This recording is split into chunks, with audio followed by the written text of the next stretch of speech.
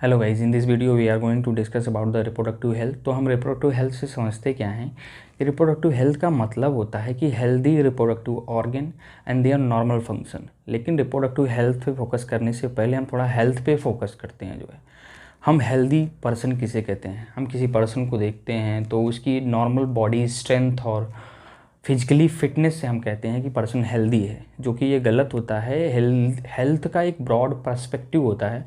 According to WHO अगर हम बात करें तो total wellbeing in all aspect of reproduction, यानी कि फिजिकल, इमोशनल, बिहेवियरल और सोशल, यानी कि रिप्रोडक्शन के सभी पहलुओं में वो पर्सन टोटल वेलबीइंग होना चाहिए, तो उसको हम एक हेल्दी पर्सन कहते हैं। जो है अगर हम बात करें पॉपुलेशन एक्सप्लोजन की, तो हेल्थ फैसिलिटीज़ के जो है बेहतर सुधार से जो है और बेहतर लाइफ स्टाइल से जो ह्यूमन की जो लाइफ स्टाइल है वो चेंज हुई है। जो है पॉपुलेशन का एक्सप्लोजन हुआ है। अगर हम वर्ल्ड पॉपुलेशन की बात करें तो सन 1900 में जो वर्ल्ड की पॉपुलेशन थी वो 2 बिलियन थी। जो है जो कि 2000 में, सन 2000 में जो है 6 बिलियन के अराउंड हो गई थी। जो है आज़ादी के समय हमारे देश की जो पॉपुलेशन थी जो है 350 मिलियन थी। जो है 2000 में ये बढ़कर 1 बिलियन से क्रॉस हो गई। यानी कि अगर हम बात करें केवल इंडिया की, तो every 6th person in this our country is Indian. जो है तो इस अलार्मिंग ग्रोथ रेट से जो है ये जो पॉपुलेशन का एक्सप्लोजन हुआ है, अगर इसे हम बात करें तो जो बेसिक नेसेसिटीज़ है जो है, जैसे फूड है, शेल्टर है, जो है फूड है, हेल्थ शेल्टर, हेल्थ फैसिलिटीज़ है, इनमें जो है एक स्कार्सिटी सी जो है प्रोड्यूस हो सकती है। तो इसको ओवरकम करने के लिए जो है हमारी गवर्नमेंट के द्वारा डिफरेंट टाइप के जो है प्रोग्राम्स स्टार्ट किए गए हैं। जैसे 1951 में जो हमारे यहाँ इनिशिएट किया गया था जो है फैमिली प्लानिंग प्रोग्राम, और 1997 में इसको एलेबरेट किया गया जो है RCH प्रोग्राम के तहत। जो है हम इन प्रोग्राम्स की बात करें तो इंडिया फर्स्ट कंट्री थी 1951 में जिसने जो है फैमिली प्लानिंग प्रोग्राम को स्टार्ट किया था। इसको एक नेशनल गोल के रूप में जो है इस प्रोग्राम्स को स्टार्ट किया था। जो है तो 1951 में फैमिली प्लानिंग प्रोग्राम स्टार्ट हुआ था। 1997 में इसको एलेबरेट किया गया जिसमें चाइल्ड हेल्थ केयर को भी जोड़ा गया। जो है तो ये जो फैमिली प्लानिंग प्रोग्राम था और जो RCS था उसके तहत कई नॉर्म्स दिए गए हैं, जैसे हम दो हमारे दो, मतलब स्मॉलर फैमिलीज़ को जो है ओवरऑल स्मॉलर फैमिलीज़ को बढ़ावा दिया गया जो है इस पॉपुलेशन एक्सप्लोजन को कंट्रोल करने के लिए। और one of the best method था उसमें जो है कॉन्ट्रासेप्टिव मेथड जो होता है, कॉन्ट्रासेप्शन के द्वारा जो है पॉपुलेशन को कंट्रोल करना। तो our main topic is contraceptive method. तो हम कॉन्ट्रासेप्टिव मेथड पे डिस्कस करते हैं। सबसे पहले कॉन्ट्रासेप्टिव मेथड,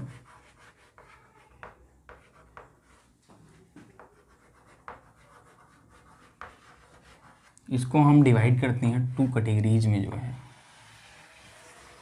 पहली जो कैटेगरी है वो होती है टेम्परेरी,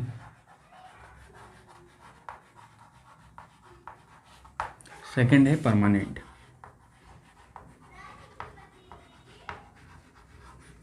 तो टेम्परेरी कैटेगरीज में फर्दर 2 कैटेगरीज होती हैं। जो है एक होता है नेचुरल और एक होता है आर्टिफिशियल। तो इस कॉन्ट्रासेप्टिव मेथड के डिवीज़न में हम जो है नेचुरल जो मेथड होता है उसमें 3 आती है, जो है पीरियोडिक एब्स्टिनेंस, कोइटस इंटरप्टस और लैक्टेशनल एमेनोरेसिया। तो फर्दर इसको हम डिवाइड करते हैं। जो है इसमें 3 आती हैं, जो है पीरियोडिक एब्स्टिनेंस,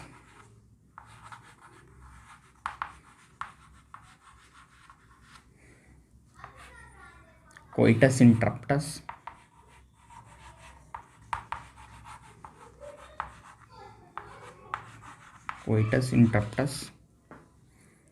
और नेक्स्ट है जो है लैक्टेशनल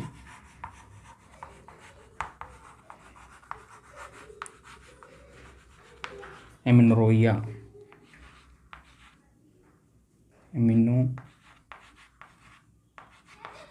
या आर्टिफिशियल में क्या होता है? जो है आर्टिफिशियल में हम देखते हैं जो है एक होता है बैरियर मेथड,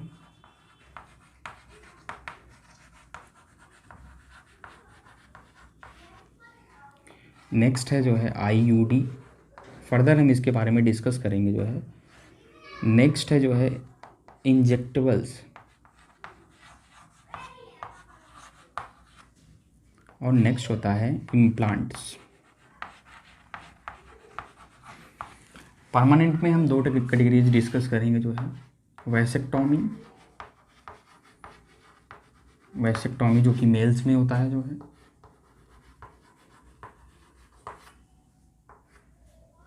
और ट्यूबेक्टॉमी जो कि फीमेल्स में होता है।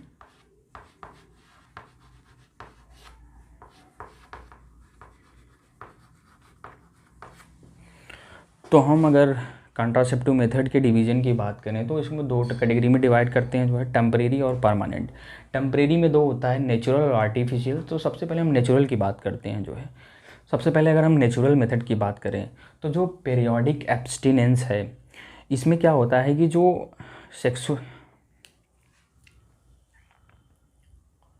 सबसे पहले अगर हम नेचुरल मेथड की बात करें तो पीरियोडिक एब्स्टिनेंस होता है। इसमें क्या होता है कि मेंस्ट्रुअल साइकिल के डे 10 से लेकर 70s के बीच में जो सेक्सुअल इंटरकोर्स है उसको अवॉइड किया जाता है। मतलब इसमें क्या होता है, avoidance of the sexual intercourse between day 10 to day 17 of the menstrual cycle. Basically इसमें विल पावर की ज़रूरत होती है, कोई केमिकल मेथड नहीं है, कोई बैरियर मेथड नहीं है, इसमें विल पावर पे बेस्ड होता है। कोई सेकंड जो है कोइटस इंटरप्टस। कोइटस इंटरप्टस में क्या होता है कि male partner withdraw his penis just before ejaculation. इसमें भी विल पावर बेस्ड ये मैकेनिज्म है। इसमें क्या होता है कि मेल पार्टनर जो है अपनी पेनिस को विथड्रा कर लेता है इजैकुलेशन से जस्ट पहले, जो है। थर्ड जो होता है लैक्टेशनल एमनोरिया। लैक्टेशनल एमनोरिया क्या होता है, ये एक फैक्ट पे बेस्ड होता है। लैक्टेशनल एमनोरिया एक फैक्ट पे बेस्ड होता है, जिसमें ये माना जाता है कि वोवुलेशन जो है ड्यूरिंग द इंटेंस लैक्टेशन के समय वोवुलेशन नहीं होता, क्योंकि जो प्रोलैक्टिन होता है, जो लैक्टेशन के समय जो प्रोलैक्टिन हार्मोन रिलीज होता है वो इस्ट्रोजन के लेवल को घटा देता है, जो है जिससे इंडोमेट्रियम की थिकनिंग नहीं हो पाती। ये एक मैकेनिज्म है पूरी, जो है लैक्टेशनल एमनोरिया में क्या होता है, जो पार्चुरेशन के जस्ट बाद जो ब्रेस्ट फीडिंग बेबी होता है, अगर केवल मदर पे डिपेंड है तो ईस्ट्रोजन का लेवल जो है सप्रेस हो जाता है, जिससे इंडोमेट्रियम की थिकनिंग नहीं हो पाती। और इंडोमेट्रियम की थिकनिंग नहीं हो पाती तो जो मेंस्ट्रुअल साइकिल है जो है वो चल नहीं पाता। ये अप टू 6 मंथ तक जो है केवल अप्लाइड है।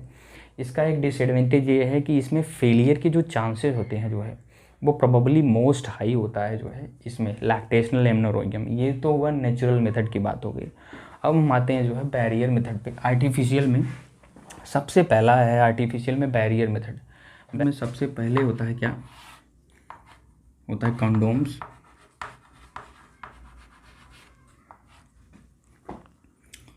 Diaphragm, cervical caps,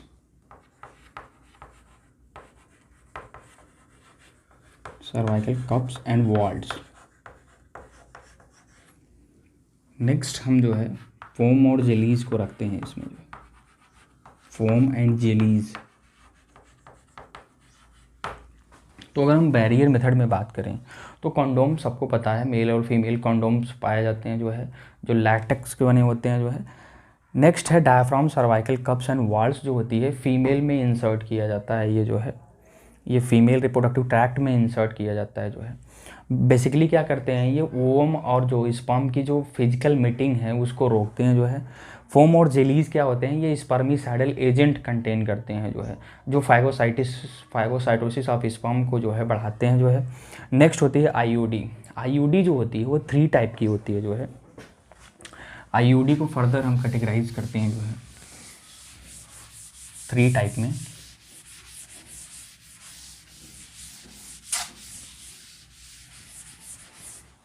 IUD 3 type की होती है। आईयूडी को फुल फॉर्म हम लिखते हैं, जो है intra uterine device, intra uterine device. ये 3 टाइप की होती हैं, जो है। सबसे पहला है जो है नॉन मेडिकेटेड, नेक्स्ट है जो है कॉपर रिलीजिंग,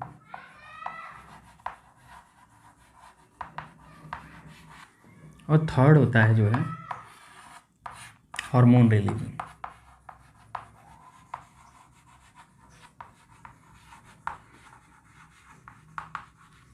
हार्मोन रिलीजिंग, ये तो थर्ड तीन टाइप की जो आईयूडी हुई। तो आईयूडी होती क्या है एक्चुअली, ये जो डिवाइस जो होती है वो इसको इंसर्ट किया जाता है वेजाइना के थ्रू जो है यूटेरस में। तो ये थ्री टाइप की होती है, नॉन मेडिकेटेड, कॉपर रिलीजिंग और हार्मोन रिलीजिंग। नॉन मेडिकेटेड जिसमें किसी टाइप की मेडिसिन नहीं पाई जाती, इसका एग्जाम्पल बहुत इंपॉर्टेंट है जो है लिपीज़ एंड लूप्स, लिपीज़ एंड लूप्स होती हैं जो है। और ये कॉपर रिलीजिंग क्या होता है एक्चुअली, इनके मैकेनिज्म पे क्वेश्चन आता है कि ये कैसे काम करती हैं। तो कॉपर रिलीजिंग क्या करता है, ये स्पर्म की मोटिलिटी को सप्रेस कर देता है और स्पर्म के जो है फाइगोसाइटोसिस, जो स्पर्म की जो फाइगोसाइटोसिस होती है उसको बढ़ाता है जो है। तो ये क्या करता है, इसके एग्जाम्पल बहुत इंपॉर्टेंट हैं जो है copper T, copper 7 and Multiload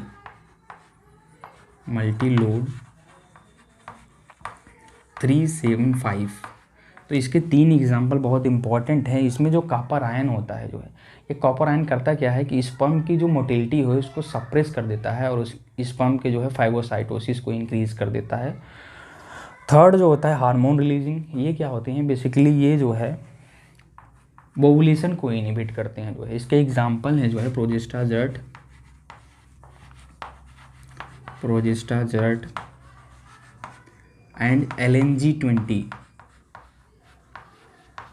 तो ये जो होता है, ये हार्मोन रिलीजिंग जो होता है, ये ओवुलेशन को इनहिबिट कर देते हैं। एक्चुअली ये क्या करते हैं कि जो गोनेडोट्रोपिन होता है जो है, जो गोनेडोट्रोपिन हार्मोन होता है उसके जो है रिलीज को सप्रेस कर देते हैं जो है, तो वो ओवुलेशन नहीं हो पाता। तो इनके मैकेनिज्म पे क्वेश्चन बनते हैं। नॉन मेडिकेटेड, कोई मेडिसिन नहीं होती इसमें जो है किसी प्रकार की, कॉपर रिलीजिंग होता है जो है, हार्मोन रिलीजिंग। अगर पिल्स की बात करें हम जो है, कॉन्ट्रासेप्टिव पिल्स की बात करें, तो वो कंटेन करती है जो है एस्ट्रोजन और प्रोजेस्टेरॉन का कॉम्बिनेशन। पिल्स में होता क्या है एक्चुअली, पिल्स जो होती हैं एस्ट्रोजन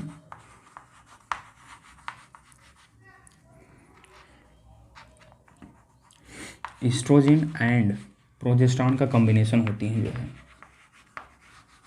प्रोजेस्टेरॉन का कॉम्बिनेशन होती हैं। ये करती क्या है जो है, इनका सेम मैकेनिज्म होता है हार्मोन रिलीजिंग के जैसा। ये करती क्या है कि ओवुलेशन को इनहिबिट कर देती हैं जो है, क्योंकि गोनेडोट्रोपिन जो LSH और FSH का जो रिलीज़ है उसको जो है सप्रेस कर देती हैं ये मेडिसिन, तो ओवुलेशन हो नहीं पाता। ओवुलेशन ना होने से जो है ना तो ओवुलेशन होता है, स्पर्म की एंट्री नहीं हो पाती, इंडोमेट्रियम की थिकनिंग को भी ये जो है घटा देती हैं ये पिल्स जो। नेक्स्ट टाइप जो हमने पढ़ा था जो है आर्टिफिशियल में, बैरियर हो गया अपना, IUD हो गया। थर्ड जो होता है इंजेक्टेबल्स। एक्चुअली इंजेक्टेबल्स होता क्या है जो है,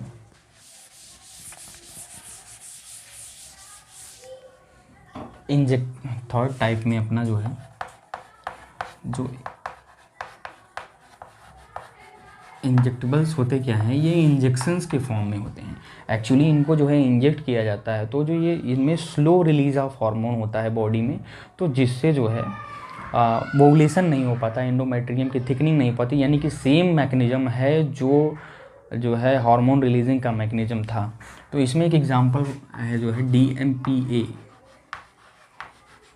DMPA जो होता है एग्जांपल, ये 3 मंथ के लिए जो है अगर बॉडी में इंजेक्ट कर दिया जाए तो 3 मंथ तक जो है वो ओवुलेशन नहीं होता है जो है। तो ये तो हो गया इंजेक्टेबल्स। कुछ इम्प्लांट्स होते हैं जो नेक्स्ट कैटेगरी में इम्प्लांट्स आता है जो है। इम्प्लांट्स जो होता है क्या, इनको सब डर्मली जो है इंसर्ट किया जाता है जो है। आपने एक NCERT में फिगर देखा होगा जिसमें 6 सिलिकॉन की ट्यूब है। एक्चुअली वो जो 6 सिलिकॉन की ट्यूब्स होती हैं जो है, उनमें LNG-20 जो हार्मोन रिलीजिंग IUD होता है उसको उससे वो फिल्ड होती हैं।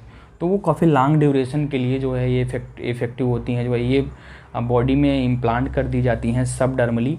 तो होता क्या है कि हार्मोन का ये स्लो रिलीज़ करती हैं, जिससे ओवुलेशन नहीं होता। फर्दर वही मैकेनिज्म है, ओवुलेशन नहीं होता, एंडोमेट्रियम की थिकनिंग नहीं होती। टॉमी और ट्यूबेक्टॉमी की परमानेंट में होता क्या है कि वैसेक्टॉमी जो मेल्स में किया जाता है, वैस डिफरेंस को कट कर दिया जाता है या तो उसको टाइड अप कर दिया जाता है, जिससे जो सीमेन होता है वो सीमेन जो होता है विदाउट स्पर्म होता है जो है। तो फर्टिलाइजेशन इसमें रिवर्सिबिलिटी के चांसेस बहुत पुअर होते हैं, लेकिन 100% जो है इफेक्टिव होता है ये ट्यूबेक्टॉमी क्या होता है, इसमें फीमेल का जो है जो फैलोपियन ट्यूब है उसका पार्ट जो है या तो टाइड अप कर दिया जाता है या तो कट कर दिया जाता है जो है। एसटीडी में सबसे पहले हम बात करते हैं जो है अर्ली सिम्पटम्स की। अर्ली सिम्पटम्स में क्या हो सकता है, स्लाइट पेन हो सकता है जो है, स्लाइट ईचिंग हो सकती है जो है, फ्लूइड डिस्चार्ज हो सकता है। तो सबसे पहले इसमें हम कैटेगराइज करते हैं सबसे पहले होने वाले एसटीडी जो बैक्टीरिया से होते हैं। ऐसे एसटीडी जो बैक्टीरिया से होते हैं, सबसे पहले इसमें होता है जो है क्या, क्लेमाइडियासिस। क्लेमाइडियासिस ये बैक्टीरियल होता है। एक और होता है जो है कैंक्राइड।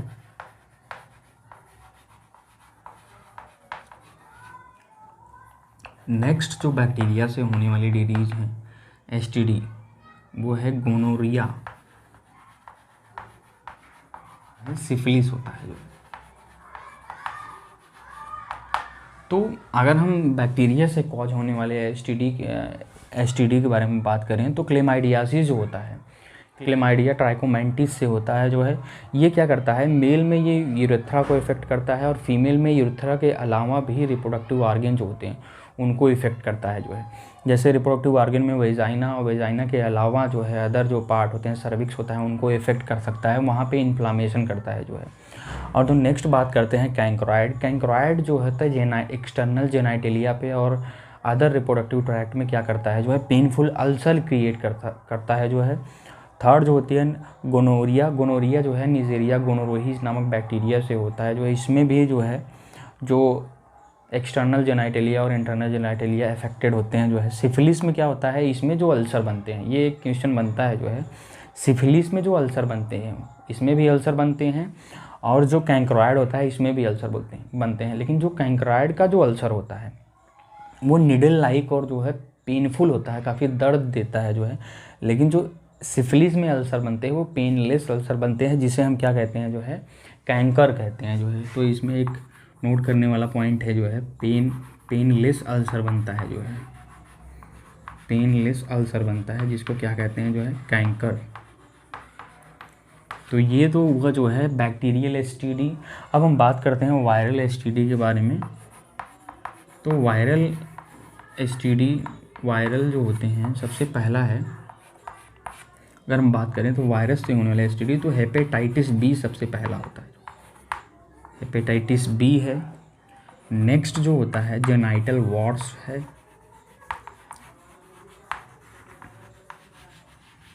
नेक्स्ट होता है HIV जो कि वायरस से होता है जो है, वायरल एसटीडी है। फोर्थ जो होता है जेनाइटल हर्ब्स, जेनाइटल हर्पीज़ कहते हैं जो है। तो ये हेपेटाइटिस बी के बारे में आप सब जानते हैं कि ये लीवर को इफेक्ट करता है जो है, वायरल एसटीडी है। जेनाइटल वार्ट्स क्या होता है, वार्ट्स का मतलब होता है आउटग्रोथ। एक्चुअली एक्सटर्नल जेनाइटेलिया पे ये आउटग्रोथ के फॉर्म में जो है ये निकलता है जो है। HIV जो है ये हेल्पर T सेल को इफेक्ट करता है, आप सबको HIV के बारे में पता होगा। जेनाइटल हर्पीज़ क्या होता है, जेनाइटल हर्पीज़ जो होता है इसमें पेनफुल अल्सर बनते हैं जो है। तो ये इंपॉर्टेंट पॉइंट याद रखना है। एक और इम्पॉर्टेंट पॉइंट याद रखना है, इसमें से जो है HIV और जेनाइटल हर्ब्स जो होते हैं ये इनक्योरेबल होते हैं जो है। तो ये तो हो गया अपना जो है वायरल एसटीडी। उसके बाद हम देखते हैं एक है प्रोटोजोवन एसटीडी जो होता है, ये प्रोटोजोवन एसटीडी।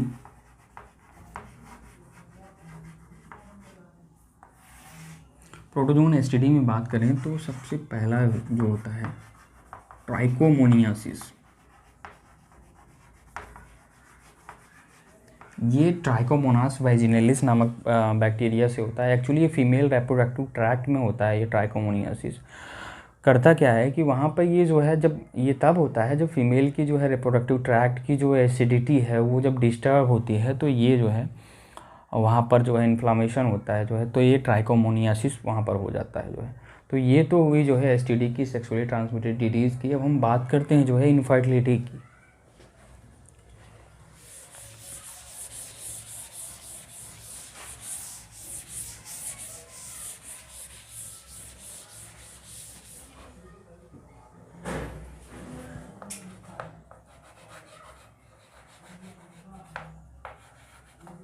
इनफर्टिलिटी के बारे में बात करते हैं। सबसे पहले इनफर्टिलिटी को डिफ़ाइन करते हैं जो है। इनफर्टाइल सबसे पहले कहेंगे किसको, इनफर्टिलिटी का मतलब होता है जो है, अगर कोई कपल है जो है 2 ईयर तक, अगर 2 साल तक अगर अनप्रोटेक्टेड सेक्सुअल कोहैबिटेशन के बाद भी जो है चिल्ड्रन प्रोड्यूस नहीं कर पाते, तो हम ये कहते हैं कि वो कपल जो है वो इनफर्टाइल है। इसी को जो है इनफर्टिलिटी कहते हैं, जो है inability to produce the children in spite of 2 year of sexual cohabitation. तो इसको कहते हैं जो है कि इसको कहते हैं इनफर्टिलिटी। इनफर्टिलिटी को असिस्ट करने के लिए कुछ टेक्नोलॉजीज़ हैं जिसको हम ART कहते हैं, यानी कि असिस्टेड रिप्रोडक्टिव टेक्नोलॉजी, उनको हम मेंशन करते हैं। वो टेक्नोलॉजी कौन कौन सी होती हैं जो है, तो ART होती हैं जो है। इसमें सबसे पहली जो होती है वो होती है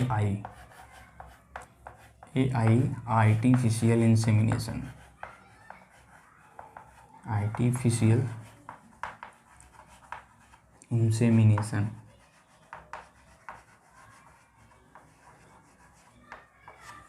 सेकेंड जो है IVF followed by embryo transfer. Third होती है जो है GIFT गिफ्ट। फोर्थ होती है जो है ICSI। तो सबसे पहले हम बात करते हैं आर्टिफिशियल इंसेमिनेशन की। तो कंडीशन इसमें सबसे इम्पॉर्टेंट है, कंडीशन को याद रखनी है, कब इसको जो है इस टेक्नोलॉजी को अडॉप्ट करना है। तो सबसे पहला जो है आर्टिफिशियल इंसेमिनेशन किसके लिए अडॉप्ट किया जाता है, ऐसे मेल के लिए जिसमें लो स्पर्म काउंट हो, उसके सीमन में स्पर्म की काउंट 200 से 300 मिलियन से कम हो, जो है ये नॉर्मल स्पर्म काउंट होता है, इससे कम हो तो ये आर्टिफिशियल इंसेमिनेशन जो टेक्नोलॉजी है वो अपनाई जाती है। हस्बैंड से जो स्पर्म लेते हैं उसको जो है या तो वेजाइना में या तो यूट्रस में जो है ट्रांसफ़र करते हैं, जिसको IUI कहते हैं, इंट्रा यूटराइन इंसेमिनेशन कहते हैं। सबसे पहले इसकी कंडीशन याद रखनी है जो है लो स्पर्म काउंट जब सीमेन में होता है जो है, तो ये आर्टिफिशियल इंसेमिनेशन अप्लाइड करते हैं जो है। सेकंड है IVF followed by embryo transfer. इसमें सबसे पहला पॉइंट ये याद रखना है कि फर्टिलाइजेशन इसमें क्या होता है, फर्टिलाइजेशन आउटसाइड द बॉडी होता है। ये इंपॉर्टेंट पॉइंट है इसमें जो है, फर्टिलाइजेशन आउटसाइड होता है जो है। इस टेक्नोलॉजी में किया क्या जाता है जो है कि सबसे पहले जो है वाइफ से लेते हैं जो है ओवा और हस्बैंड से लेते हैं स्पर्म, दोनों को लैब में फर्टिलाइज कराते हैं। तो जो जाइगोट बनता है उसको अप टू 8 ब्लास्टोमियर तक जो है फैलोपियन ट्यूब में ट्रांसफ़र कर देते हैं, जिसको हम जिफ्ट कहते हैं जो है, जाइगोट इंट्रा फैलोपियन ट्रांसफ़र कहते हैं जो है, जिफ्ट। तो इसमें याद रखना है फर्टिलाइजेशन आउटसाइड होता है, अप टू 8 ब्लास्टोमियर से फैलोपियन ट्यूब में ट्रांसफ़र करते हैं, तो जिसको जिफ्ट कहते हैं, या मोर देन 8 ब्लास्टोमियर से जो है डायरेक्ट यूट्रस में ट्रांसफ़र कर देते हैं, जिसको IUT कहते हैं जो है, इंट्रा यूट्राइन ट्रांसफ़र कहते हैं। तो ये इंपॉर्टेंट पॉइंट है कि फर्टिलाइजेशन आउटसाइड द बॉडी होता है जो है, जाइगोट को लैब में तैयार करते हैं, उसको अप टू 8 ब्लास्टोमियर तक फैलोपियन ट्यूब में ट्रांसफ़र करते हैं, तो इसको नाम क्या देते हैं, जिफ्ट नाम देते हैं। अगर हम यूट्रस में डायरेक्ट ट्रांसफ़र कर रहे हैं तो IUT इंट्रा यूट्राइन ट्रांसफ़र, तो जिफ्ट हो गया और इंट्रा यूट्राइन ट्रांसफ़र हो गया। थर्ड पॉइंट जो है gift, GIFT gamete intra fallopian transfer. ये कब, इसकी कंडीशन आपको बहुत इंपॉर्टेंट है कि कब ये जो है अडॉप्ट की जाती हैं। तो ये ऐसे फीमेल के लिए अडॉप्ट की जाती है जो है ओवम तो प्रोड्यूस नहीं कर सकती है, लेकिन उसको फर्दर डेवलपमेंट के लिए, फर्टिलाइजेशन के लिए और फर्दर डेवलपमेंट के लिए एक सूटेबल इन्वायरमेंट प्रोवाइड कर सकते। मतलब इसमें केवल एक अनदर फीमेल की ज़रूरत होगी जो ओवा जो है अपना दे सके, एक डोनर फीमेल की ज़रूरत पड़ती है। तो डोनर फीमेल से ओवम को लेकर जो है जो फीमेल है उसके जो है उसमें जो है उसको ट्रांसफ़र कर दिया जाता है, जिसमें वहाँ पर उसका जो है नॉर्मल तरीके से फर्टिलाइजेशन होता है और पार्चुरेशन होता है। फोर्थ है ICSI इंट्रासाइटोप्लाज्मिक स्पर्म इंजेक्शन। इसकी कंडीशन को भी आपको याद रखना है कि जब लो स्पर्म काउंट हो, स्पर्म में मोटिलिटी कम हो, तो इंट्रासाइटोप्लाज्मिक स्पर्म इंजेक्शन क्या किया जाता है, स्पर्म को जो है डायरेक्टली ओवम में इंजेक्ट कर दिया जाता है, इंट्रोड्यूस कर दिया जाता है, उसको ICSI कहते हैं जो है, इंट्रासाइटोप्लाज्मिक स्पर्म इंजेक्शन। तो ये तो हुई जो है ART, इनकी कंडीशंस को याद रखनी है। तो this is the all about the reproductive health.